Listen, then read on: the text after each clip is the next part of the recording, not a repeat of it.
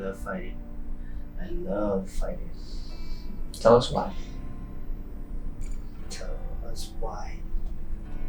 I don't know. It's just a lot of my day, most of my day is spent trying to be a better fighter, like any way possible, whether it's film study, buying instructionals, or like just watching the greats do their thing.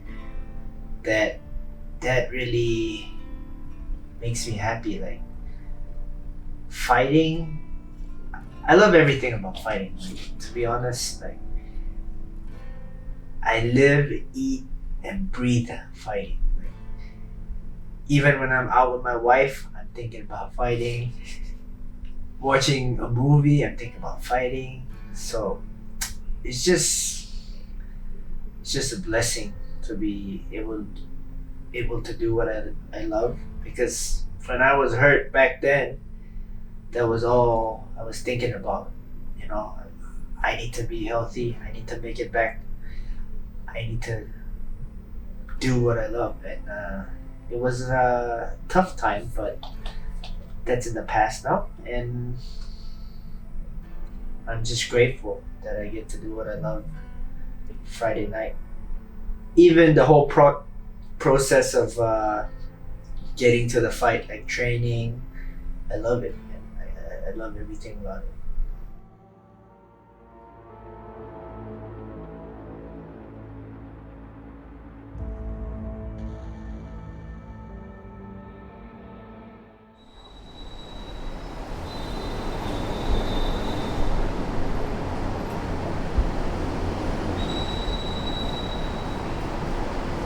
Good.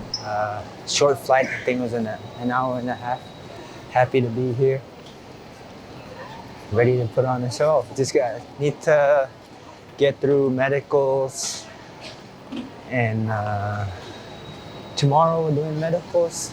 On Thursday, weigh-ins, then it's showtime. Where did you fly from?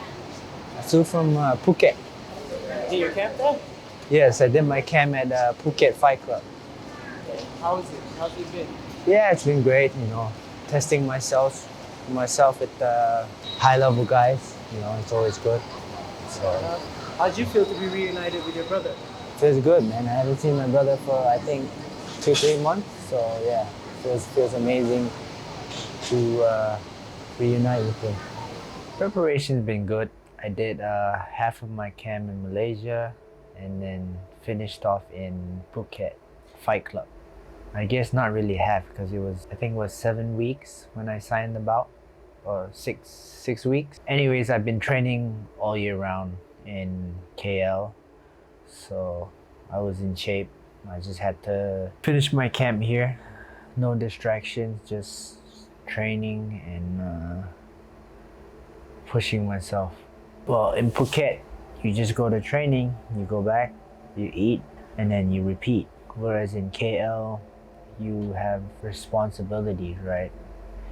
You have to do other stuff. You have to drive here and there. It's hard. It's different. When you're alone training in a different country like Phuket, you have guys all trying to go for the same thing, all trying to achieve greatness, I would say, in their own sport. So when you have everyone with the same mentality, you surround yourself with them, and it just motivates you to push. Yeah, that's cool, man, because 2 weeks ago I was in Phuket just traveling, and I got to go watch him and train with him for at least 2 days. Just always, you know, especially now that I'm not fighting anymore and we're not always training together, to get any opportunity to train together is like, it's extra special, you know. Especially to help him in the last week as well during fight week. I think, yeah, it's just nice, you know. Yeah, so I did the show, Lumpini show, and he hit me up. He's like, hey, you want to come to Bangkok on Tuesday? And then I was like, do I fly back to Bali? I do 2 days, and then got to fly to Phuket. Bangkok. It's like, I just flew straight to Phuket to help him out, clean up the last couple of days of camp, and then I think it worked out, man.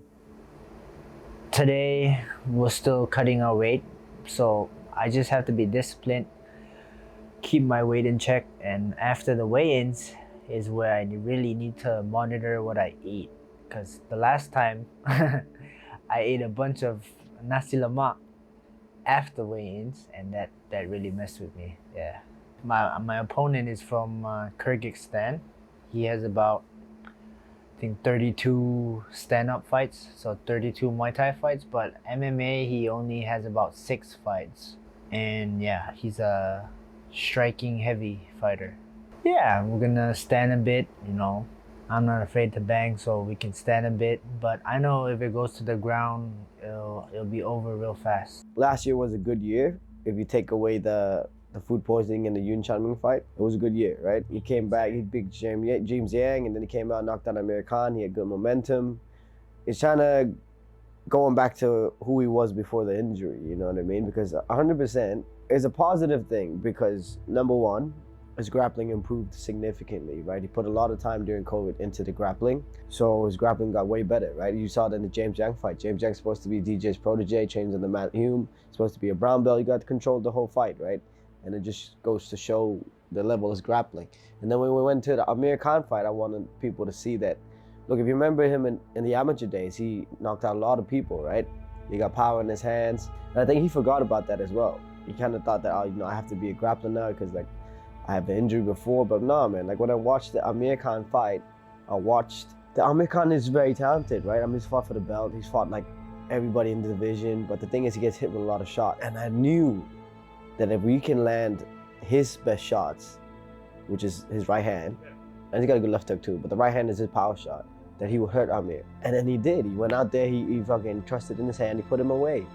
So now, he kind of turned it back into like, oh, he can grapple now, he can strike again. Like he's one of the best guys in the division, right? If you take the Yun Changming fight away, he's still the animal, still the dog, right? But people see the last performance, which is also a good thing, right? Because you're only good as your last performance. So we're in an opportunity now to show people again. Right now, the goal is just to win and create momentum so that I can work my way up back to the top where I know I belong. And after this fight, it'll be good to fight on the Amazon show. Bro, he's had 9 fights for 1, 8 first round finishes. If you're surprised at my prediction of him finishing another man, like, you shouldn't be, you know what I mean? The guy's a finisher.